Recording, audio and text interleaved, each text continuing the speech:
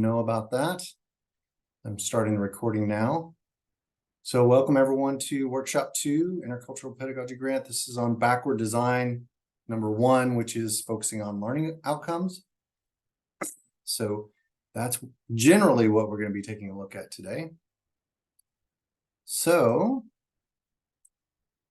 first, our expectations. As I mentioned before, I'm certainly not adhering to this, but situations be what they are. If possible, try to arrive a little bit early. I will endeavor to do the same moving forward. It's just been really busy lately. If you would like, you can rename your video to have a preferred name that you go by instead of your more formal name. And certainly you can add your pronouns. And as I may have failed to mention last time, you can do that simply by putting your cursor on your name in your little window, right-clicking on that, and you should get an option down at the very bottom of a pop-up window that says rename. So it is quite easy to do. In fact, I'll do mine real quick. Whoops, if I can type properly.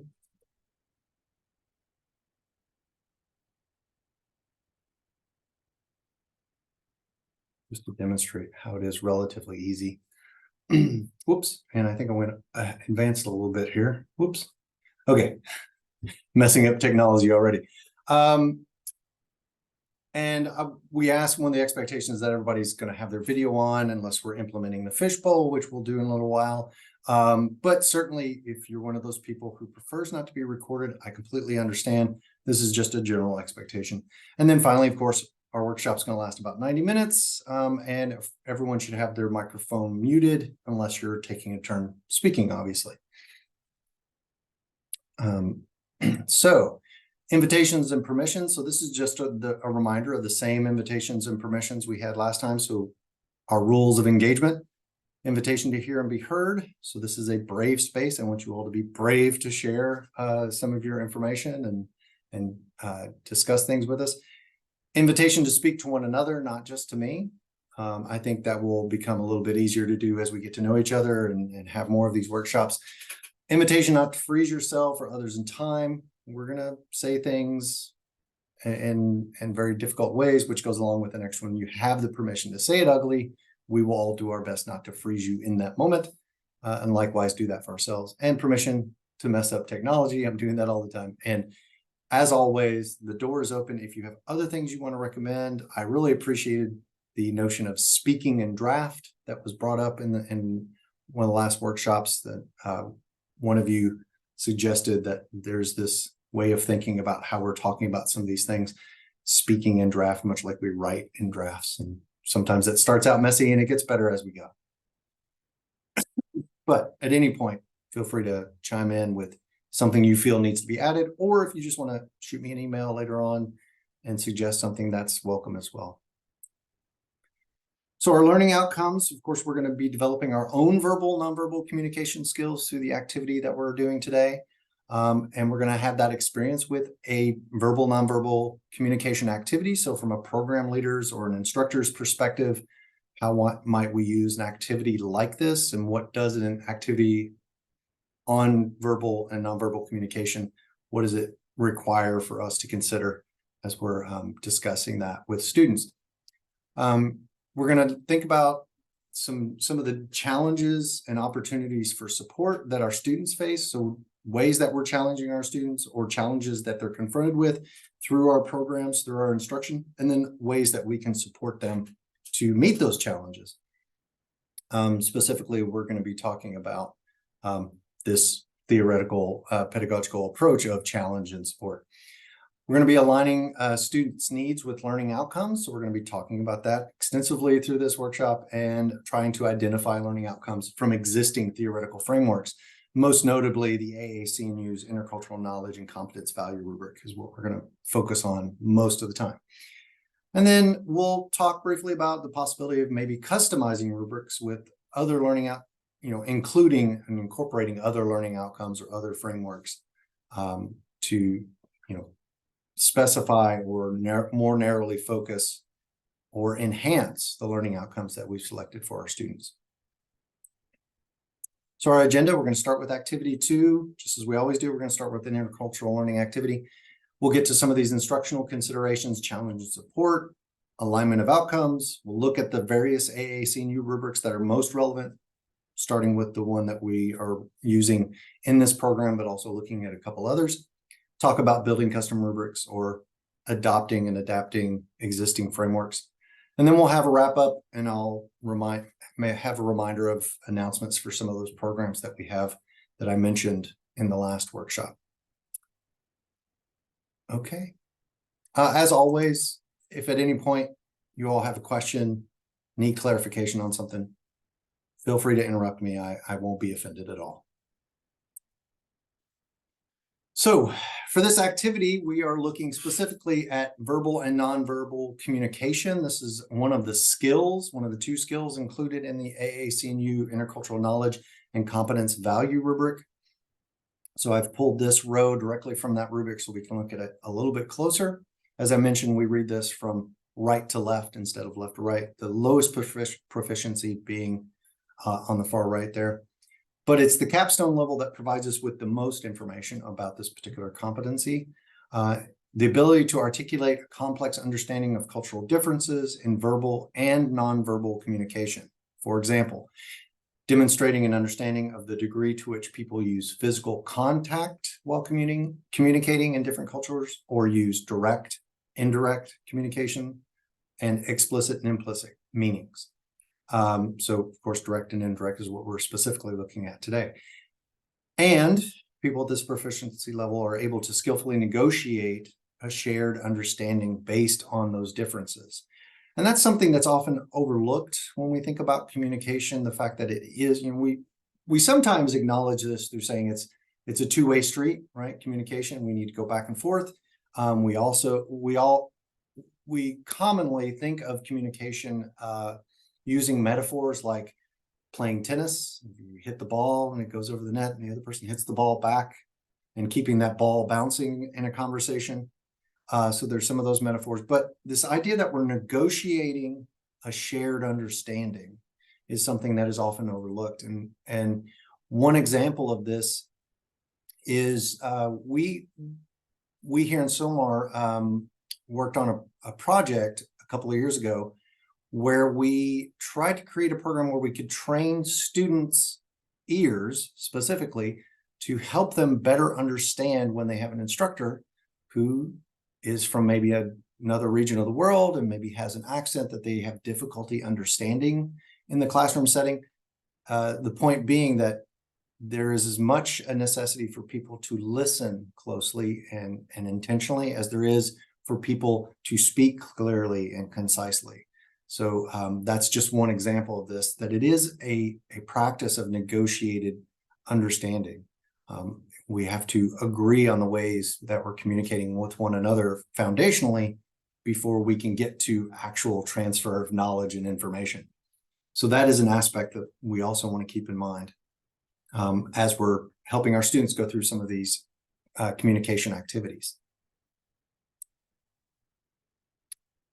So here in a minute, we're going to go into small group breakout rooms. I'm thinking maybe groups of 2 and 3. Again, I would like you to start off by nominating someone to be in the fishbowl, preferably somebody who hasn't already done it, since we did have a few of you do this last time. Share your responses to the direct versus indirect activity worksheet. So if you don't have that already out, please retrieve that. We're going to go into those break rooms here in a minute. You'll have about 10 to 15 minutes to do this. I lean more towards the 15-minute end of this. I want to give you all plenty of time to talk about this. But I will say, if you all get to what you feel is a natural place to wrap up, and that 15 minutes is not expired, you are free to come back to the main room and exit the breakout room, or you can continue on and extend the conversation further as you see fit. As usual, these questions that I'm providing here for further discussion, they are also available on the module, the submodule, the Meet submodule within the Brightspace page for Module 2. So if you want to have those, or you can do a screen capture real quick before we go into our breakout rooms, or you can take out your phone and snap a photo of the questions. Unfortunately, Zoom has not created a way for me to post those where they'll stay available the entire time. Their broadcasting feature, it's only up there for a few seconds. It's kind of like Snapchat, so it's not very helpful in that regard. Andrew, you have something you want to share? I actually just had a very quick question. Yeah. Does Zoom allow us to share a screen when we're in a breakout room? So like if somebody screenshots it, can we share our screen so that everybody in our small group can see that, or is that not possible? I'm not really sure but that's a really great question. Let me look into that. I shared my screen last time. And I was able to do it. So I think we're able to do it. Nice. Anyone else have something with this or another? I use Zoom to facilitate my trainings, and there's an option for you, Dan, as the host. If you click on the little arrow next to share screen, if it's there, you can select that folks can share their screen while someone else is presenting. You have to do that before we go into breakout groups. Got it. And and for everyone else, that as with many of the buttons that you have in your little control panel, it has a drop down arrow, and you can select either one participant can share at a time or multiple participants can share simultaneously. And then there's advanced sharing options. I've clicked on the multiple participants can share simultaneously option, at least for the duration of our breakout sessions. So Andrew, thank you for bringing that up, and everyone else, thank you for sharing your expertise here. What's the expression? Teamwork makes the dream work. So thank you all for helping out with that.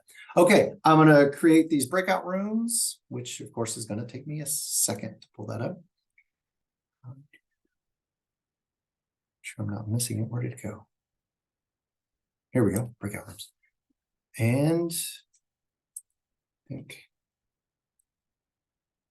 Okay, so when it pops up on your window, you can go ahead and hit accept and jump into those breakout rooms. And I'll call you back at 1:30.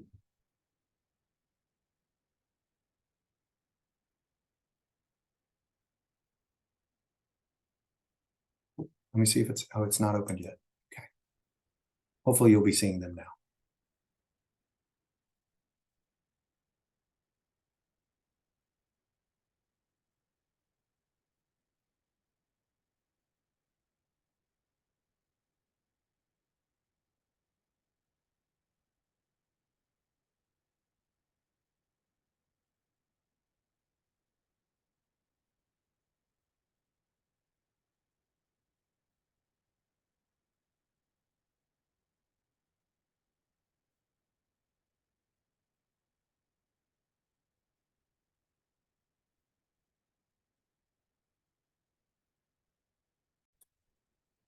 Yeah, I think most everybody's back. I'm going to go ahead and resume recording on the video. Welcome back, everyone. Hopefully everyone had a chance to share and answer some of those questions. So at this point, the other thing I hope everyone had a chance to do was select someone to be in the fishbowl. I'd like to invite those who are in the fishbowl to keep your video on, and everyone else to turn off your video. I'm going to stop sharing the slide here for a few minutes. Okay. So, so let's first start with these three questions, and we'll start just by you sharing about yourself, how you're responding to these questions, and then we can maybe begin to unpack. We'll take a look at the TIAGA debrief for the second half of this. So just voluntarily, you can jump in if you're ready to start talking. We'll start with the first question. Are you more of a direct or indirect speaker? And how do you feel when you communicate with someone who's opposite? We'll kind of do those two together. I can start, if that's okay with you all. I don't remember all of the questions, but I understood what you just said. I am more of a direct communicator. Thanks. Oh, hi. By the way, hi, Suzanne. Thank you for doing that. So yeah, I'm more of a direct speaker. I told my group that I work with a high population of neurodivergent people. And so, and also just like, there's a lot of diversity within the LGBTQ Cultural Center here at Purdue. And so I found over time that direct communication is best for communicating with people who may have audio processing issues or challenges or anything. So I found that just in my line of work, it does help for me to just be very direct on what my intentions or my meaning or anything. I find myself, I get impatient with indirect people because I'd like them to just cut to it and tell me what they need from me or tell me what's going on. But there are definitely times when I switch. And I think probably like as I am facilitating, I have a different communication style, or outside of my work, maybe I'm less direct, but yeah. Thank you, Kelsey. That's very helpful. And I want to explore some of those things that you brought up here in a minute, but I'd like to hear from somebody else for these three questions. Okay. I think I can say something. Hi, my name is Lee. And I think, as you can tell, I'm a foreigner. English is my second language. And I guess if you know anything about East Asian culture, I think we are I'm making obviously generalizations here, but we have a tendency to be more indirect, I think. And I think that was somehow manifested in my worksheet because I picked indirect for all these sentences, but maybe that's also just me as an individual being over reading things. But there are definitely times when, well, first, also, I guess as an individual or as a teacher myself, I have this excessive urge to please my student and try to be extra polite and not offend anyone. So that's why, even if sometimes when I'm trying to provide them with some critical feedback, I tend to start with a big compliment, or I tend to draw their attention first to what they did great, and then I'll sneak in some sort of suggestions and comments, if that makes sense. And then what else? We were talking about situations where we have a tendency, or for different contexts, for different scenarios, I think people will have a tendency to switch. For instance, when you're talking to your students, the power dynamic is very different, right? So you are in a position of authority, and then maybe you feel like you are in a position of, using more direct communication strategies. Whereas when you're talking to your colleagues or even your supervisors or someone who's senior in age or rank, then I think some of us might have a tendency to switch to slightly more indirect communication strategies. And then we were also talking about, this is from Todd, and he suggested that maybe there are nonverbal cues that we need to be more aware of. So the ways in which we say certain sentences, right? The tones, the intonations, right? The specific words in that sentence where we try to emphasize, or maybe the gestures, right, with our hands. These things may completely change the connotations and implications of a sentence, right? And also for me, for instance, I think as a foreigner, like for a second language speaker, humor, for instance, sarcasm, for instance, are very difficult for me to pick up. So there are times when I think, when I go back home and realize, no, maybe I am, reading that sentence and reading that comment incorrectly, right? Or maybe I'm not understanding that person perfectly. Does that make sense? Okay, yeah, that's pretty much it. No, I totally get that. Definitely. Yeah, I do want to add to that. So, hi, I'm Victoria. I would say I'm a much more indirect speaker as well. That's just kind of how I naturally speak in general. But with like my group, we were talking about emails and how with emails it can be very difficult to pick up on a person's tone because you're not seeing like the nonverbal cues, right, that you were talking about. And so it's challenging because, you might write something in all caps because you're trying to emphasize something, but then someone's going to think like, why is this person yelling at me? Why are they mad at me? And like I'm an academic advisor, and so for me, I just started working and like in my first full-time position, and I think for me, I'm also trying to be nice and not have anyone interpret what I'm saying in the wrong way. I've been in this position for almost a year now, though, and so now what I'm working on is doing less exclamation points, is what I was telling my group. Like, I'll write my email and I'll sound excited, but I think I'm still saying what I need to say without all of that extra like oomph. And I think now that I'm also getting just so many emails, I've had to be a lot more direct and to the point with my emails. I can't just kind of take like this nice artsy way of saying things. Like I just have to give links and say this is exactly how to do things because I'm like very short on time. And so I think that when I speak with other people, I do tend to still be pretty indirect. But I don't really take it too personally when someone is direct with me because I really am trying my best to, I guess, interpret things of like, you're more of a direct speaker. And I think when I know that, it does kind of help of like, they're not upset with me or they're not trying to be rude. It's just, this is how they communicate. And so I do think that when you know that about someone, it does help. When you don't know, it can, I guess it does require a little more interpretation. But I do try to see like what everyone is saying to me, like with good intentions. Like I don't think people like, I guess initially have bad intentions when saying things to me. But yeah, that's my 2 cents on this. Okay, I'll be Thank short, you. but I think that sending emails, it can be very dangerous, particularly if you don't know the person. If you know the person, if you work closely with them, you know, we all have those people, right? We don't even have to say hi to their name. We can just put the information in there. Then we also have those individuals, maybe they could be faculty, staff, or students, or we literally have to put bullet points. I don't know if any of you also have had to do bullet points, but I have found that I have to do bullet points like exactly what I need. And that's why having Zoom versus communicating over email, or when you have a colleague and you say, can we just hop on a call? It's much more effective. In our group, we had direct and indirect. Me personally, I am more of a direct communicator. However, I lived in North Carolina for 6 years before coming here. And previously to that, I lived in Chile for 5 years. So I have found myself feeling more going back to my ability to be direct.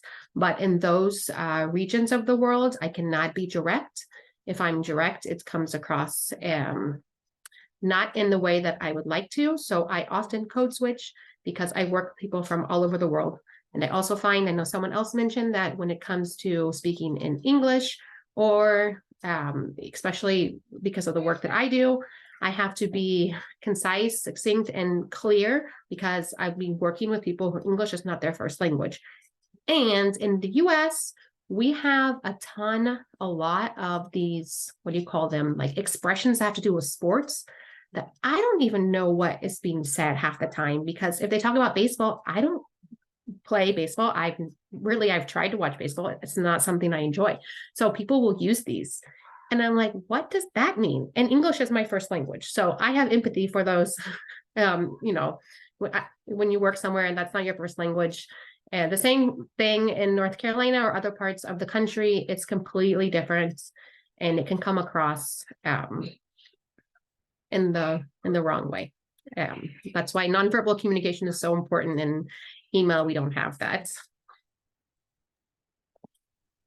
This is great. I really feel like I could just leave the room and you guys could just talk about this. You guys are doing so great with this.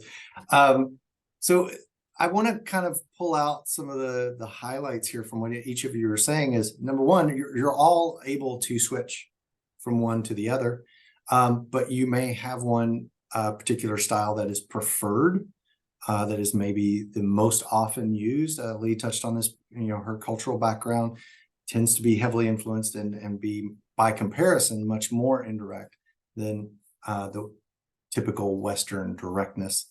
But the ability to switch is still there. When I do this activity with students a lot, they really struggle with that part of switching from one style to the other, and they think they can't do it. And it's like, I want to help you realize you all do this all the time, constantly. It's just to varying degrees.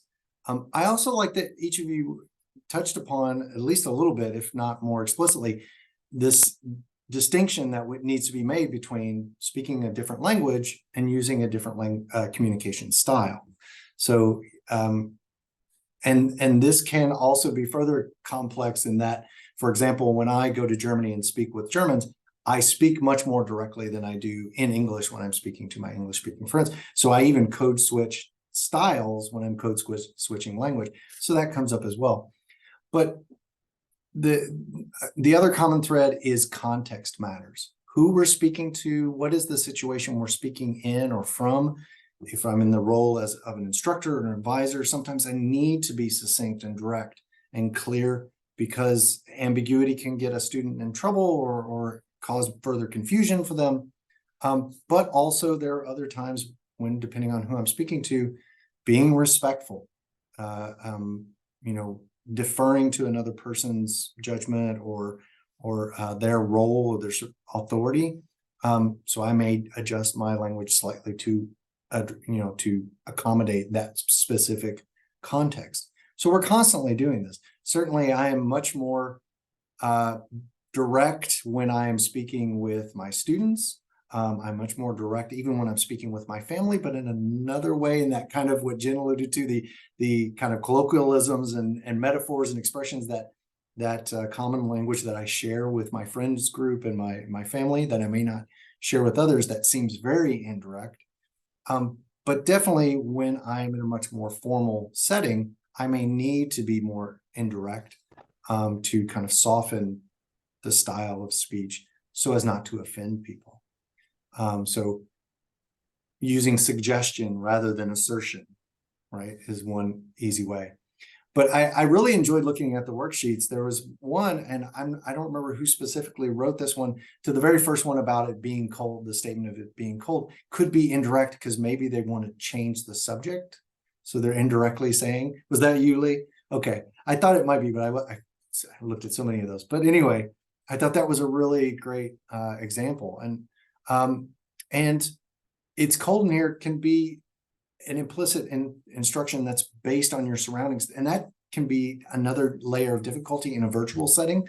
So being in a room with someone who, if you happen to be standing next to an open window and they say, wow, it's really cold in here, directly what they're saying is close the window, right? But if you're in a virtual space, you may not have that. And of course, that's not going to be the communication, but proximity, those other types of nonverbals also come into play when we're communicating.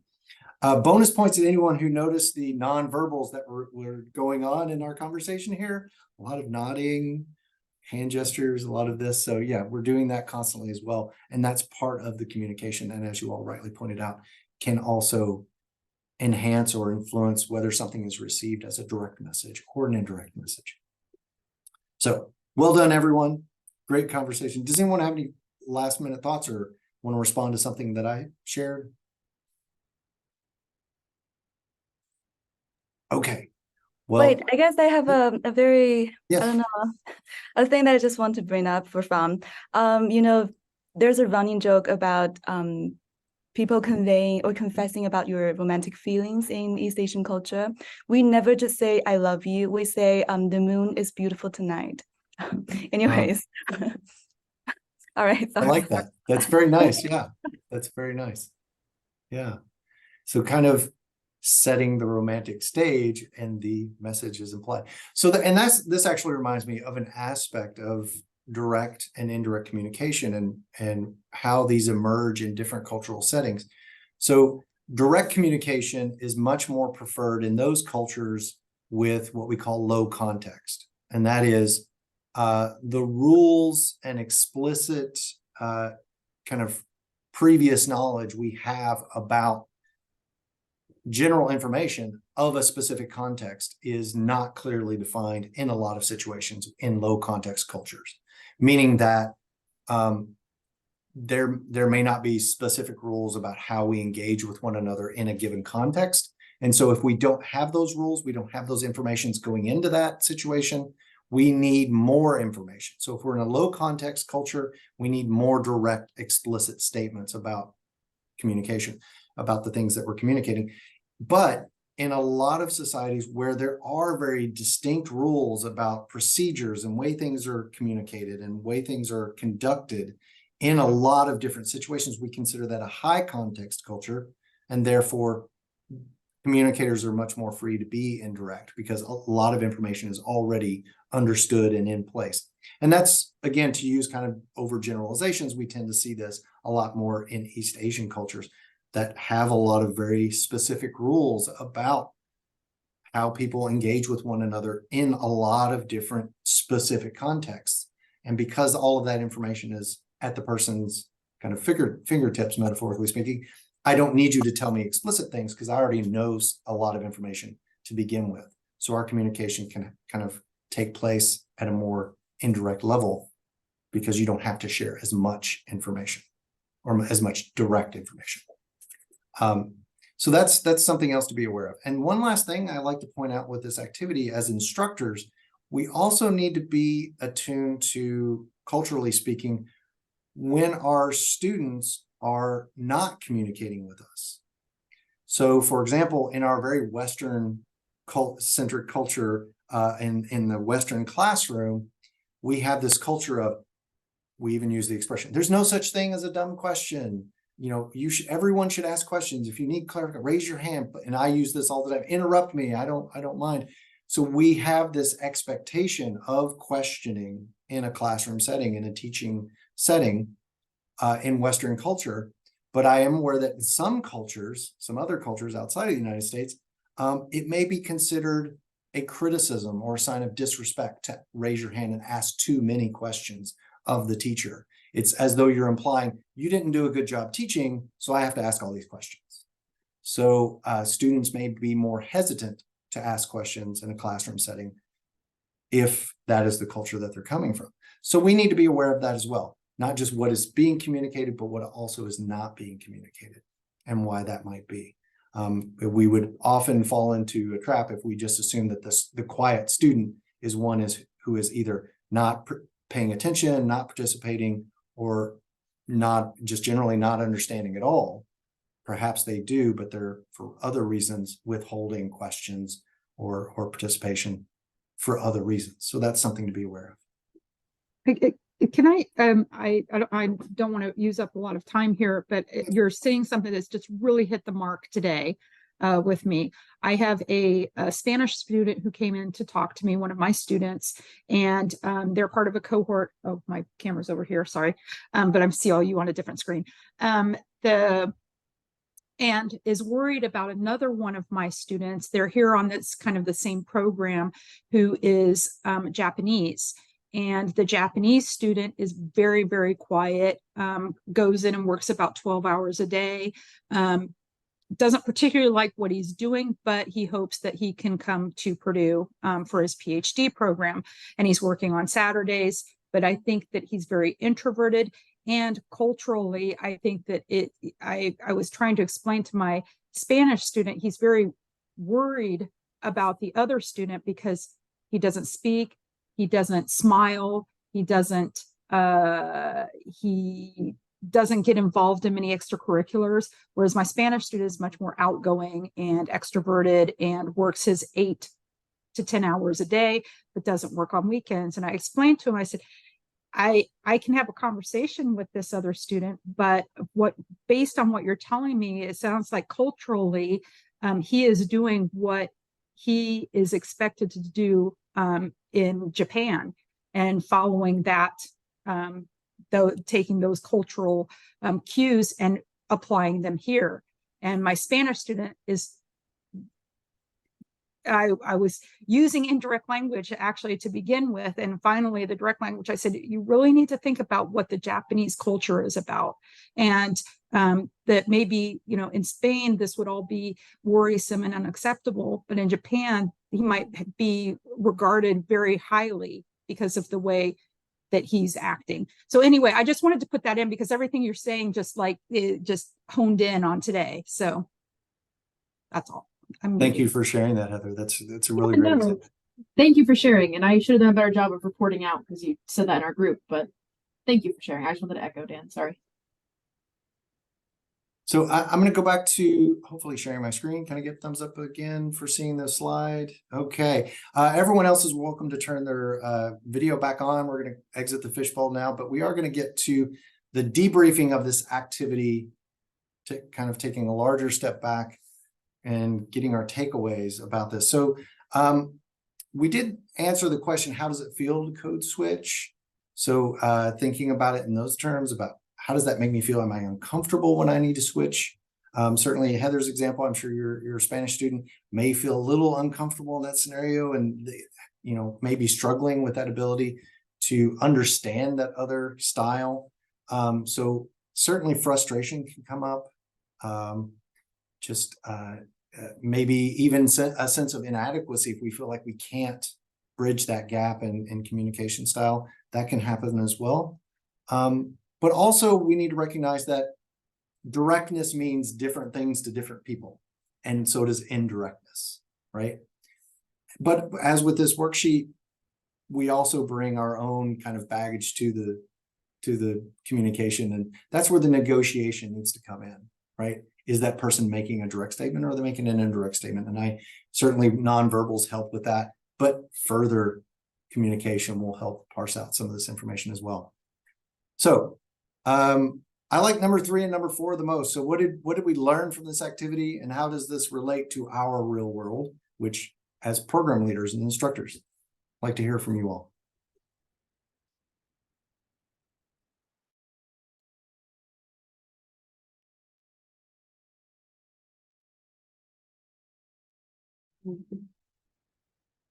Can I ask a question over here? It's not to have a comment, but for example, for us, for those who are going to lead a study abroad program, for the specific country, Japan or France or whatever that is, are there resources for us to understand these, cultural differences, these language implicit or explicit, indirect?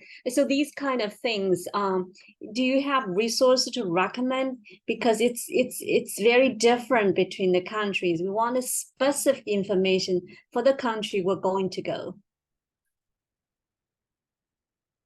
So yes, absolutely. In fact, I'm going to go ahead and put one into the chat here, so you all can kind of take a look at this. You have to Google it. I don't have the link to it right at my fingertips, but there is this thing called the Hofstede Country Comparison Tool. Some of you may have heard of this. There's a website, you can Google this, and pretty much this phrase will take you straight to this website. Is probably the top search result. And in that, you can plug in the name of a country and even put in 2 or 3 countries to kind of get comparisons. And communication styles is one of those kind of areas that you can examine and look at. And again, these are meant to be generalizations at a national level. Mm-hmm. So we always want to make sure that when we're using something like that, that we're kind of prefacing that for our students, providing a caveat of, please understand this is a generalization. It doesn't apply to every single individual. And certainly, as we've already discussed, may not apply in every context within that particular culture. But yes, there are resources out there, even just going to a Wikipedia for a particular country or city page, they will oftentimes provide some of this cultural information as well. So that might be another resource, but there are certainly whole books, guidebooks, and cultural books out there that provide a lot of this culture-specific information that we talk about sometimes. What we want to do oftentimes interculturally, though, is try to help our students look at that culture-specific information, but through an intercultural lens of what am I more broadly understanding about how this specific culture is expressing something or practicing something that I can look at from a more kind of intercultural perspective or universal perspective, things that emerge in different ways in different contexts in different countries. So I'm trying to keep one eye on the chat, but you guys are doing great kind of going through this, and this is another great avenue for you all to engage with each other. So does anyone have a response to this question? What did we learn from this activity? How does this relate to what we're doing? I would say that if it's possible, I think it's important to check in with this student. I mean, if we're talking about our individual study abroad experiential learning program, that it's important to check in with the student one-on-one, whether that's just walking down the street or, waiting to go in just in a cultural site or whatnot, but just making that effort, because what may be coming across is not what you think may not actually be what's going on in their mind. Absolutely. Yes. Thank you, Jen. I think another aspect of that is checking in different ways. just because in the same way that some students don't want to say, I'm feeling uncomfortable right now. Again, kind of going back to that nonverbal communication and maybe giving them an outlet where they can either text you or text a friend, so that they can communicate in a different way, maybe. And what each of you are touching on is a shared negotiation of communication, right? And so this can often be done explicitly. You can have conversations with your students before you take them abroad or before they engage with international peers in a virtual exchange, whatever the situation may be. You can have an explicit conversation with them, just as I did at the beginning of each workshop, about what are the expectations and the rules of engagement. And you may want to say, if you are feeling uncomfortable with communicating how you're feeling or whether or not you're understanding verbally, there are these other options. So we've kind of laid that groundwork out ahead of time. We have a shared understanding. You might even have a safe word, like, cantaloupe, and everybody knows, okay, somebody's distressed and we need to kind of ease off a little bit. There's a lot of different ways you can do this, but at the heart of it is this negotiated understanding, a shared understanding. So that's definitely a part of it. Thank you for sharing that, Ashley. Any other thoughts on what we learned or how this relates to what we're doing? I think just actually doing a kind of activity like this with my students ahead of time in general, so they have an understanding of what direct versus indirect communication is, period. Because we're going for our study abroad. I know the people that are there are more direct, that are in charge, and I know they take offense to that.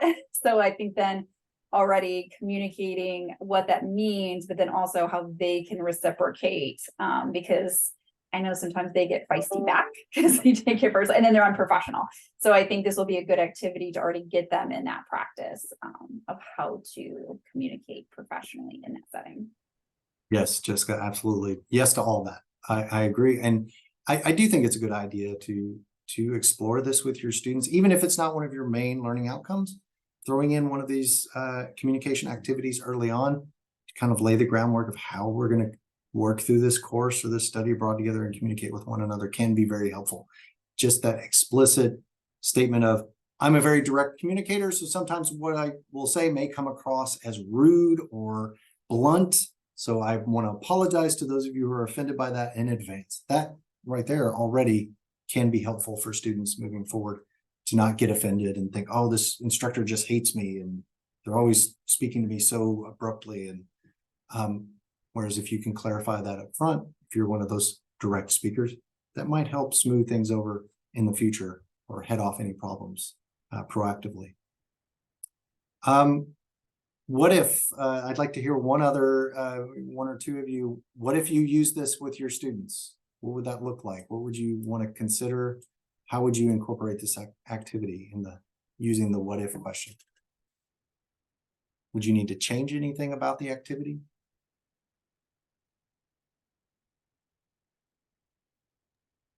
I have thoughts, Dan. Just in that, especially with some, like, as we identify intercultural learning outcomes we want to reach, my program will be reaching for some capstone level stuff. So I think when we're not doing like introductory or even intermediary intercultural learning, I can see myself switching between direct and indirect as this stuff is hard to process or come to terms with, or there can be a lot of very transformational self-reflection that happens with a capstone on intercultural or self-awareness or openness. Those are my two. So yeah, I think I'll kind of try to watch the students and react to that. Certainly, if self-awareness is one of your learning outcomes, students knowing what type of communication style they naturally prefer can be helpful. So that realization, oh, I'm a very direct speaker. I need to be aware of that when I'm communicating with people. I think it might be interesting as part of the reflection post study abroad to have the students do an exercise like this for the culture that they have been living in. Because sometimes we engage and we don't really think about how we're engaging. But as part of that reflection, thinking about how they might engage next time, how they might describe their experiences to other people, why they were frustrated or why they were exuberant or whatever. I think it could be very helpful that way. Absolutely. Well, I think this exercise could actually be perfect for my program because we do have a component of teaching business Chinese language classes in the mornings.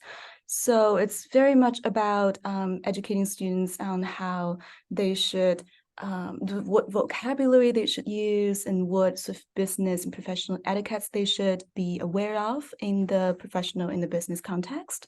So I can easily, I can think of designing a similar exercise, but with, you know, Chinese sentences, and then maybe provide a little bit more context rather than just one, you know, one short sentence. It could be some sort of a scenario, and then ask students to I don't know, to tease out, to unpack some of the hidden connotations behind that. Yes, that's great. Wonderful. So we're kind of addressing some of these already. So I just like to share these again. How might you use this with your students? What are some practical administrative considerations? So this is a worksheet, so it's pretty easy to administer. You can give them a paper copy, send it to them via your Brightspace course. If it's a fillable PDF, as I've tried to create, sometimes unsuccessfully, I've had that problem as well, but those are things to consider.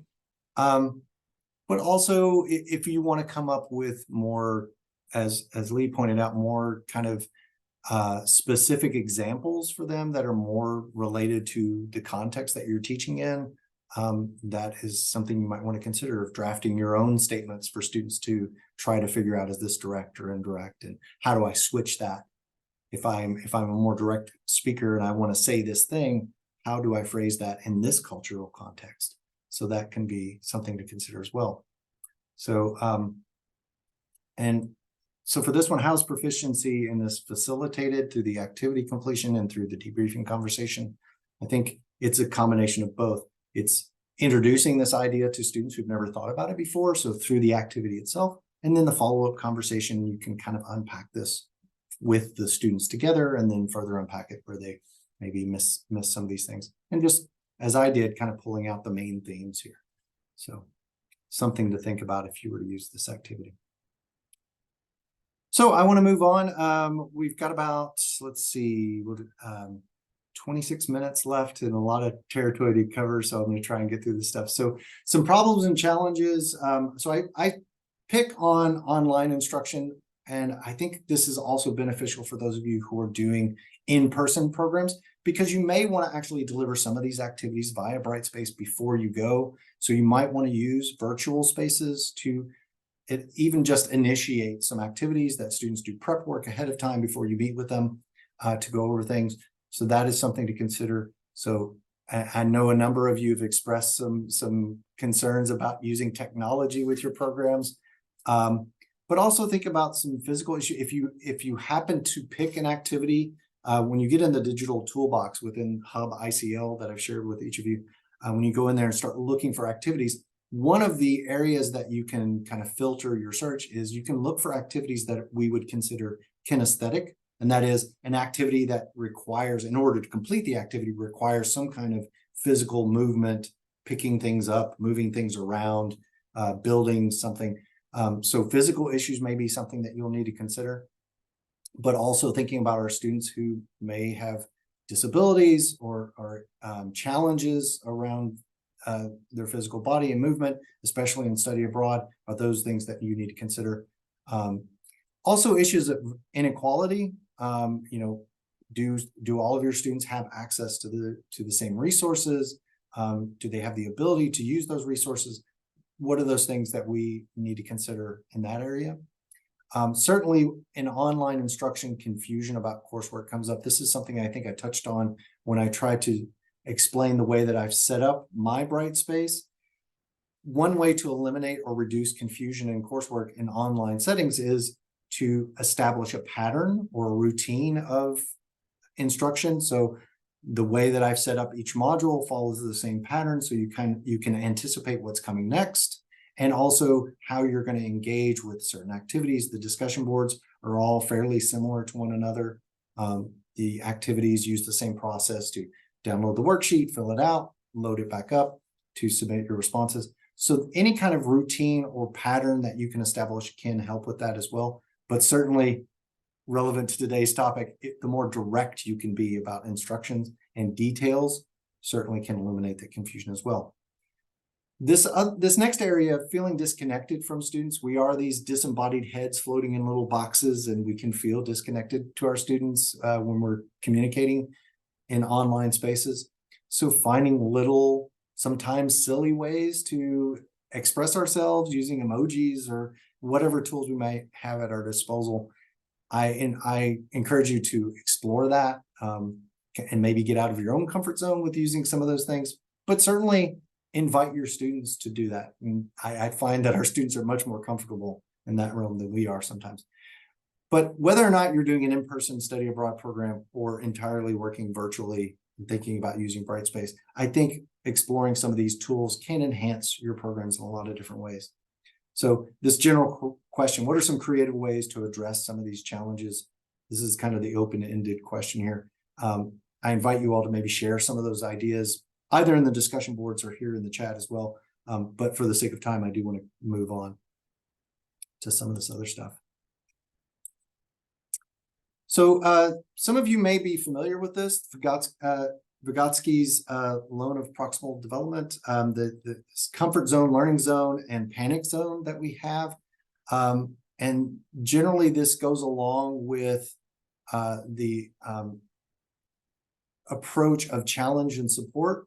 So right off the bat, taking a group of students out of their home environment to a foreign environment, to another country, is already high challenge.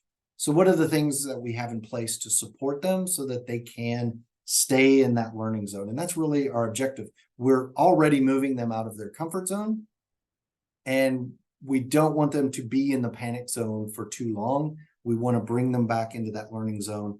And sometimes that requires them going all the way back to a comfort zone, maybe a new one, so that they can come back out of their shell into the learning zone. So you may also want to consider providing some kind of quiet time or safe spaces within a study abroad that allows them to get back in their own personal comfort zone, and then feel more willing to step outside and push themselves into that learning zone a little bit more, but not into the panic. And that's where students tend to get overloaded. If they don't have a chance to kind of recharge their batteries, give them a little break, let them put their earphones in and listen to music for a little while. If they don't have those opportunities, they can, the challenges can pile up and they can end up in the panic zone, and then no learning is happening at all. So keep that in mind. You may want to consider this, and certainly there are different challenges in the virtual space versus the in-person space. A lot of times the challenges in virtual spaces do come from technology, things not working the way they're supposed to. So having contingency plans is also something to consider.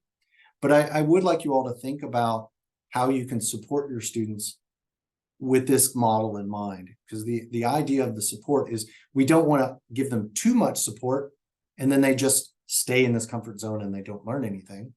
But we also don't want to overwhelm them with challenge and they feel paralyzed and unable to learn.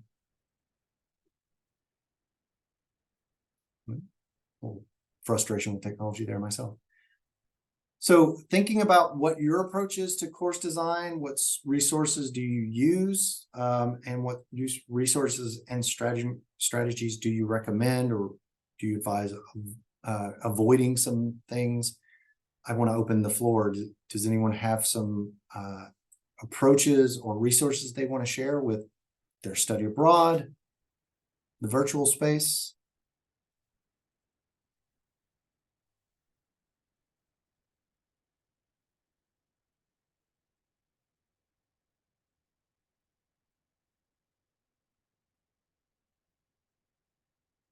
I will share there for the virtual space, there are a number of new platforms out there. One of the silver linings coming out of a completely virtual COVID era. There's one that I'm really interested in. I'll try to remember the name of it. But basically it's kind of like breakout rooms, but they have a virtual representation of those spaces on the screen within this app. And so they're like little tables in a larger room. And the interesting part of this app is you can send students to one of those tables. So it's like sending a small group to a breakout room, and they go to that space and they can see each other and they can communicate with each other in that space, but they're not hearing everyone else who's in their own breakout rooms or other tables in this space. But you as the moderator can move your avatar, as it were, closer to that table. And as you approach the table, the volume for those individuals comes up and you can hear what they're saying. And if you seat yourself at the table, you can then see their video and participate in that conversation. But you can kind of do what we do in the physical classroom, which is walk around and listen in on group conversations in this virtual space. And if I can remember the name of it, I'll try to share that. But that's a very interesting platform. Of course, platforms like that often cost some money as well. So, but things to understand, to be aware of that you might want to use. One thing I was going to say, so Zoom has a similar feature. It's not as interactive as the one you mentioned, but it has like immersive view, which you can turn on. And basically it's the same thing where it has like either preset, you can do like automatic. So if you have a group of 20 students, it'll automatically seat students like in a classroom setting. And one way that we used it, so we do like mock clinic scenarios where basically students will take on the role of an interpreter. And then we'll have like an English speaking provider, a Spanish speaking patient, and then the student will act as an interpreter to translate back and forth. So what I did is like, I basically I took a picture of like one of our actual clinics, and then I just created a room. And so for the last time when we had one of our virtual exchanges, I used that platform to basically move the students around. And like if you've ever used like a virtual interpreter, it's basically like on an iPad. So I would just physically move the student like on an iPad so they were in the room representing like that interpreter. And it was the first time that we did it this past Monday, but students actually really enjoyed it. It added like an extra like 20 seconds to physically put people like where I wanted them, but it was a lot more immersive because then it was kind of like the fishbowl where everyone else was kind of watching the encounter happen on the screen.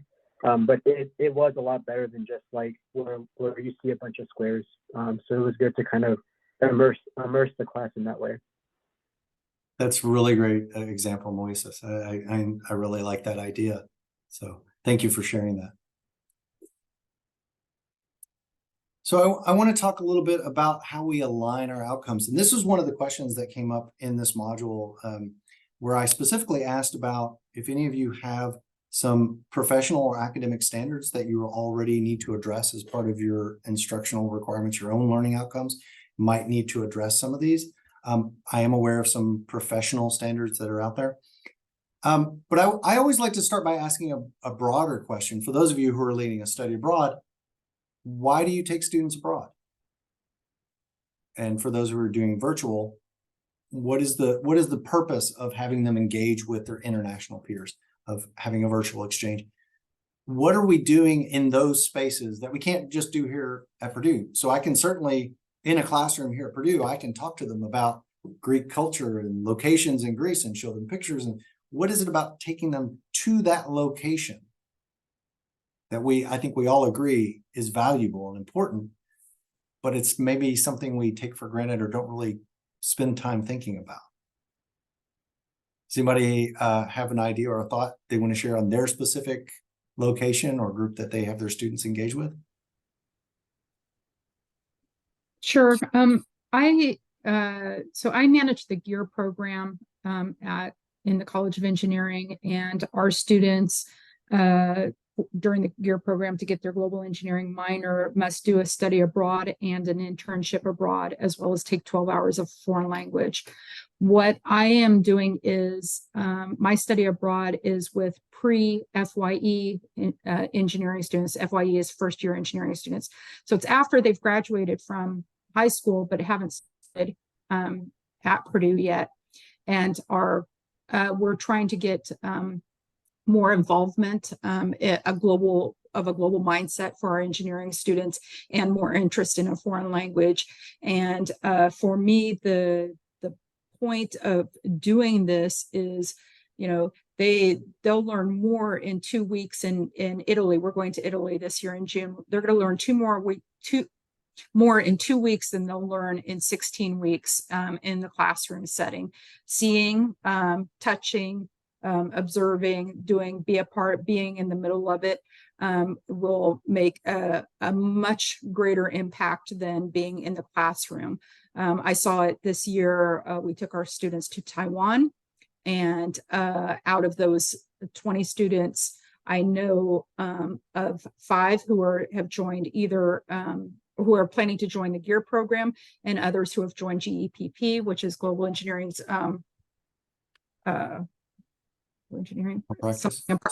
something in partnerships, and so as ambassadors.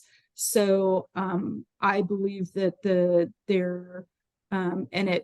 I saw in a 2-week period a change in the students and how they were observing what was going on. In the beginning, they were observing as Americans. And even in a 2-week period, it was pretty jam-packed that I saw in their reflections that they were thinking about things just a little bit differently. And from the point of view of, what, as opposed to what they're doing is different and weird, to, oh, okay, well, this is something that's really cool. It's different, but okay, I understand why they're doing it, as opposed to not just seeing it as different. So I'm wholeheartedly for the study abroad. Thank you, Heather, for sharing that. I would like to make just a couple of comments. One is I posted a little New Yorker article. I think you probably have seen it. And thank you for the comments too on the case against traveling, as we always assume that what we're doing, taking students apart, is always a good thing. But that's kind of more of a philosophical discussion. I'm taking students to the Middle East, so I can cover anything from preventing the next Holocaust to creating Middle Eastern peace. But I also want to point out, as somebody who has taken students abroad on several occasions, is that my trip was during spring break, and I want to emphasize the break. Despite all the rigor that we need in our courses and our coursework and course design, this is an opportunity for students to also relax a little bit, to get the professors to not suffer from complete burnout by going straight from lecturing onto a very stressful trip and then the next morning back to lecturing. So there needs to be a balance of activities that are not just, again, too rigorous, that provide some room to actually use that time to just socialize, just travel, just relax, and not constantly be, on the lookout for some activity or some assignment. So I just wanted to share that too. I think there needs to be a balance between what we're trying to do academically, as well as seeing this as an opportunity to break a little bit away from the day-to-day academic life. Yes, I think that's a really great point. That for our students, as I mentioned, with the conversation around challenge and support, the location where they are when you take students abroad, that is already a challenge. That is already instructional content that they're living within. And then for us, oftentimes it's just a matter of facilitating this kind of understanding of all the things, all the different types of input that they're being bombarded with, and helping them process that, rather than more kind of explicit instruction, formal instruction like we do in the classroom. The world becomes the classroom and the content at the same time. So sometimes our role shifts from being a lecturer to a facilitator, someone who's aiding in the processing of all of that input. So that's another way to think about this. So thank you, Christian, for pointing that out. That's a really important thing. And this kind of goes with when we're trying to align our outcomes. The reason I bring up this question about the justification for going to that location and thinking about that as being the classroom and the content, we want to leverage the things that we're already doing to help our students see that through an intercultural lens. So rather than, okay, you're already doing these disciplinary activities in those locations, how am I going to also add in, 5 additional intercultural activities? Well, we don't always need to add in additional activities. Sometimes it's just a matter of helping the students shift their perspective around thinking about the activity that we're doing specifically for our discipline, of asking one additional question but what is it about the way that this culture does the thing in our profession that is different, or at least understood in a different way? And just even that one question can get students to think about things in a much different perspective, interculturally, as opposed to just observing their profession or their discipline from their own worldview and not really being attuned to what it is that makes it different in that location, in that culture that they're experiencing. So I also bring up here this question about defining these different terms, because there are different frameworks, different models out there that adhere to these different things. One of the things that often gets confused is multicultural, cross-cultural, intercultural. So cross-culture is, for me, the easy one to kind of distinguish is you have culture A learning about culture B. So it's usually only two cultures involved. Whereas multicultural, we have a number of different cultures who are all learning about each other. But the intercultural perspective kind of takes a step back and tries to pick out what are the connecting threads between all cultures and the different elements. And certainly communication style, those sorts of things can be an element of that. So to help with that. But what's global, what's diversity? I know some of you brought up the question about diversity within your programs or within your field. Maybe you're working in a field that doesn't have a lot of diversity, especially among your students. So sometimes we need to be a little more creative about exploring our students' diversity that is maybe not as obvious, some things that might be hidden. So that might be something to consider as well. So I'm gonna skip through these because I do want to get to some of these rubrics and how we're determining what to use. So first and foremost, the intercultural knowledge and competence value rubric is the rubric that we're, of course, using in this program. This is the intercultural pedagogy grant. So we are focused on these intercultural competencies. When you fill out the action plan form, when you filled out the automated Qualtrics version, when you submitted a study abroad program, it was based on these competencies areas. So these are the competencies we will be using in this program. So the two knowledge areas, cultural self-awareness or worldview frameworks, the two skill areas, empathy or verbal nonverbal communication, and then the two attitudes, curiosity and openness.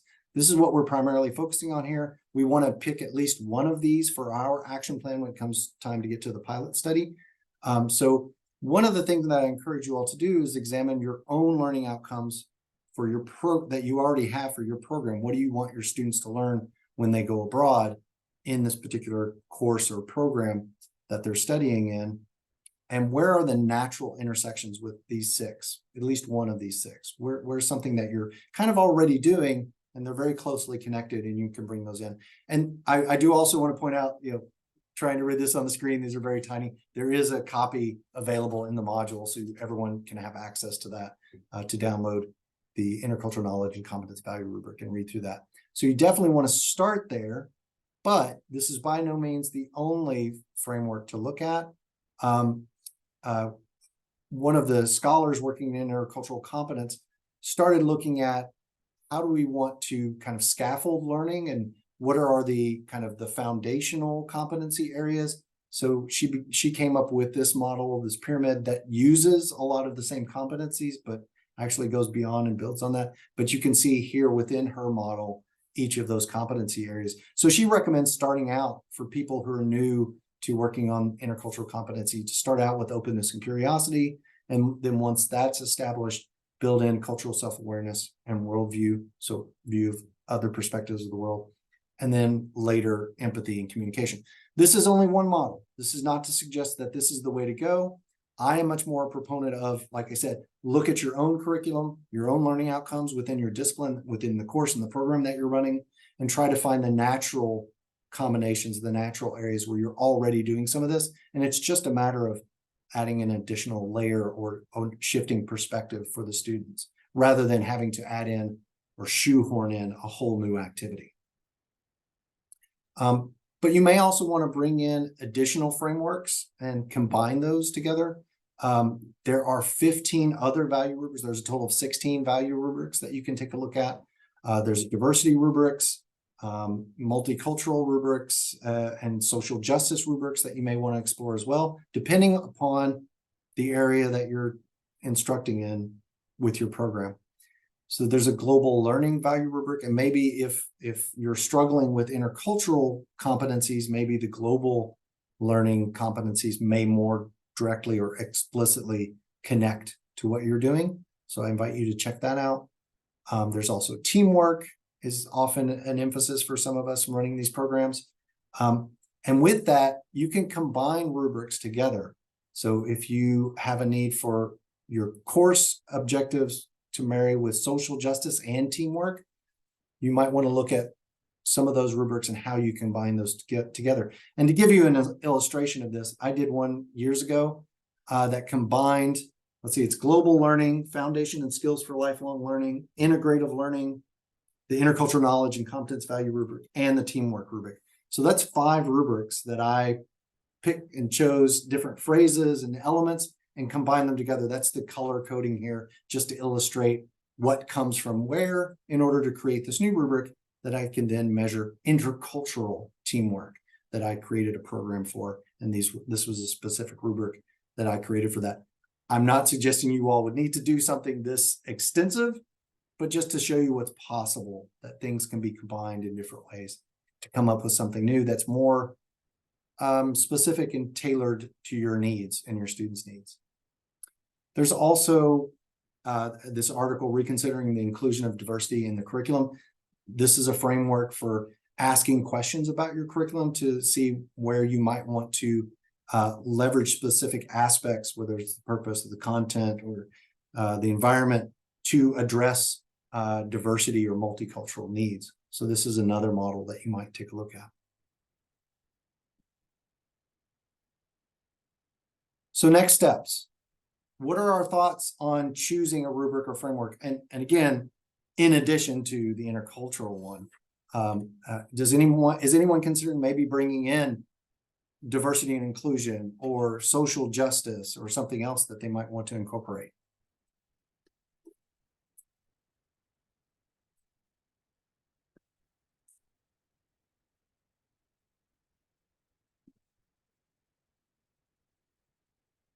I do want to acknowledge that that a lot of you have commented that you're new to this. This is the first time you're leading a study abroad. So I do want to encourage our veterans to share your expertise with these newbies. I'm sure they would appreciate that. You're certainly not required to have additional learning outcomes. You may want to just start small, pick one intercultural learning outcome, find a way that it naturally fits into your program, and start from there. And if you do the program again next year, maybe add one other, or just add one other activity in the same area. There's a lot of different ways to approach this. The question of proficiency level came up, and I think Gabriel, if anyone caught his discussion board post, put it very succinctly, and I really appreciated him saying that if you set the bar too low, then students are going to feel pushed to learn anything and they won't get anywhere. But if you set the bar too high, it becomes unattainable, and they might just give up. So looking somewhere in the middle seems much more reasonable. There are also other approaches. You can assess them at the beginning of your program to find out what their proficiency level is, and then more narrowly define your learning outcomes after that initial assessment. That's certainly possible, but making an educated decision about where you believe your students to be based on past experience, based on knowledge in your field, that's also perfectly valid. So I want to remind everyone, you'll need to return to Module 2 to do the post-workshop reflection. Check out some of those additional resources there and begin working on the next module. Finally, the announcements. I want to remind everyone about the SEED grants, as well as Worldview workshops and our community of practice. These events are coming up. If you're interested in participating in Worldview workshops or PickleCop, please, I invite you to check those out. And as always, the PowerPoint will be up in Module 2, and this recording will appear there in a few days later in the submodule if you need to come back to the recording. Any final thoughts before I let you all go today?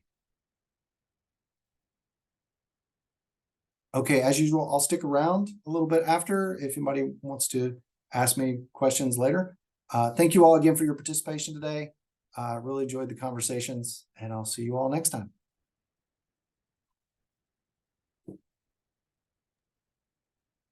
Dan, I had a question. At one point, someone had asked about like a toolkit